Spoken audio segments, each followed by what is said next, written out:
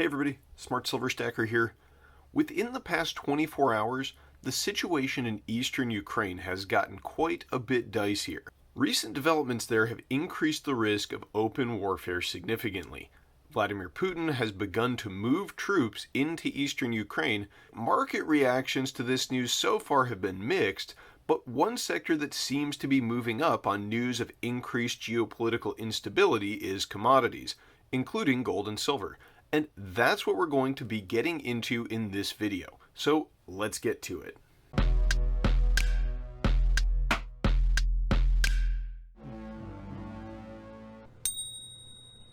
First of all, I do want to say a big thank you to all of you for watching my video. If you like it, please do give it a big thumbs up down below, and while you're at it, why not subscribe to the channel? So far, at the time I am recording this, market reactions to the news of escalations in Ukraine have been mixed.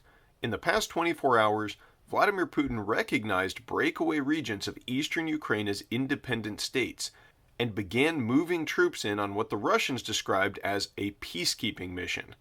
And for a little background, conflict has been going on in this region since 2014, when pro-Russian President Viktor Yanukovych was ousted from office in the 2014 Ukrainian Revolution. He was replaced by interim President Alexander Turchynov, and in May of 2014, Ukrainian businessman Petro Poroshenko was elected president. Poroshenko had decidedly more nationalistic and pro-Western views, and also happened to be the former head of the Ukrainian Central Bank. Since that time, rebels and pro-Russian militias have been in conflict with Ukrainian forces in the eastern Donbass region of Ukraine. So now Putin has moved troops into these regions, and apparently the Russians intend to begin constructing military bases there. The UN is currently holding an emergency meeting regarding the situation, and while I think it is premature at this point to say war has broken out, tensions definitely just escalated significantly. And like I mentioned, market reactions so far have been mixed. The initial reaction to the news was a pullback in stocks and a move up in gold, silver, and oil. At the time I'm recording this, it's still pre-market, and stock futures have recovered from that initial spike down, while commodities remain elevated. Another metal that moved up on the news was nickel, and nickel has been moving steadily higher for the past year. We're getting close to the highs of 2011, although we do still have a ways to go to take out the 2008 highs, which to me just means that nickel still has a lot of room to move up.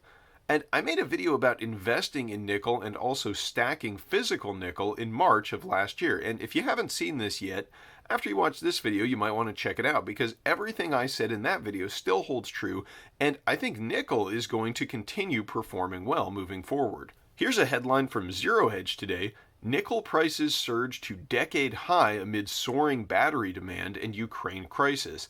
And as this article goes into, it's not just the potential disruption to nickel supply due to geopolitical instability, it's also increasing demand for nickel for batteries for electric vehicles that is driving prices higher.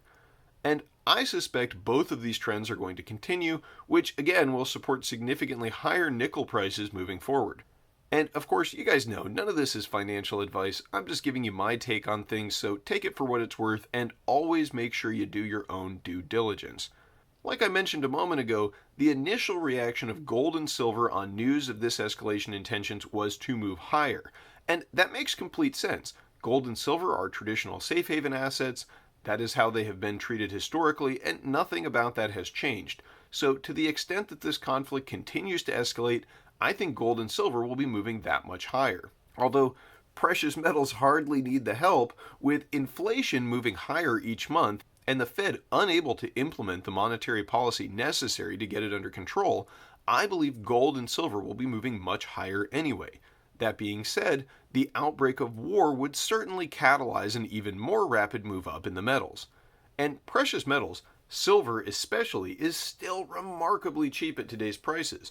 I know some of you watching probably think this is because silver somehow has ceased to be a hedge against inflation, or because cryptocurrencies have replaced it as a store of value, and that of course is complete nonsense. The low price of silver is indicative of the normalcy bias of investors, and how conditioned investors have become to buy any dip in overvalued risk assets like tech stock and cryptos. And also, it's a sign of how many investors believe the Fed when it says the economy is strong and that inflation is under control. And honestly, for any of us stacking silver, we should be extremely thankful for how irrational the market is at the moment, because we can buy silver at a price that is a tremendous discount to its real value. But that window of opportunity is going to close, probably sooner rather than later. I frequently get comments on the channel about how people have been saying silver would go higher for 40 years and it's never going to happen, and how precious metals are a scam and they aren't really an inflation hedge. And honestly, the abundance of these comments really makes me a lot more bullish on silver, and it has me even more convinced that silver is near a bottom at these levels, because this kind of pessimism and capitulation, especially among investors who are interested in silver, which is what I'd expect most of my audience is composed of, is really what you would expect at the bottom price of an asset. For me at least, I want to be buying an asset like silver that has good fundamentals, that has steady demand from industry, that has a limited supply, when it is hated by the market and no one else is buying it. I want to buy when everyone else is selling, or not giving it a second thought, because that means I will be buying when it is cheap. I don't want to wait until everyone realizes the truth about inflation, and the truth about our economy, and the truth about $30 trillion in national debt, because when that happens, a lot of fiat paper money is going to be seeking out a very limited number of ounces of hard money. That is when the price moves up by multiples in a very short period of time. And look, a war in Ukraine might not be the catalyst for a move like that. A war in Ukraine still might not happen. This conflict has been going on for 8 years, and it may still simmer for a while yet, or it may be resolved diplomatically. As time goes on, this seems less likely, but it could still happen. But even so, the next 4 years are going to be full of events like what is going on in Ukraine right now. I just finished reading the book The Fourth Turning by Neil Howe and William Strauss. And this book was written back in 1996, but it's actually a very interesting read in 2022. The premise of this book is that history moves in cycles. Each cycle, or saeculum, is divided into 4 turnings, much like the year is divided into seasons. Now, I won't get too much into the details. If you guys want to learn more, it's a relatively quick read, and I would highly recommend it. But basically, the idea is that every 80 to 100 years, we have a 4th turning, which we happen to be in the culmination phase of right now. If you go back to each of the past 4th turnings in history, we see that we have World War II in the 1940s, we have the Civil War in the 1860s, and we have the American Revolution kicking off in 1776. You get the idea. The 4th turning is a crisis phase, and this book, written in 1996, made some startling predictions which turned out to come true. The book predicted that in the early aught decade, we would have the beginning of a crisis sometime around 2005. And what did we get? We got September 11th in 2001, and also the financial crisis of 2008. Another prediction was that in 2020, the final culmination of the crisis phase would kick off with a significant event. And, well, as you know, that was fairly accurate. The final prediction was that this great crisis would first reach a head and then finally reach a resolution sometime around 2026.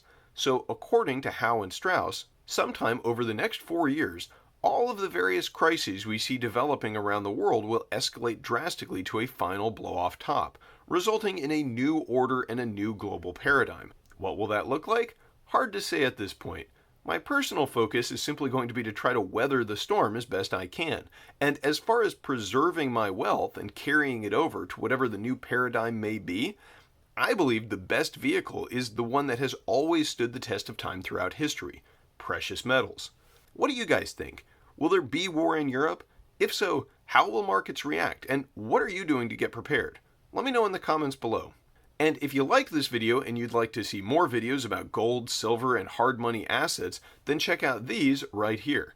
Thank you all very much for watching. Happy stacking, stay safe, and I'll catch you next time. Smart Silver Stacker, out.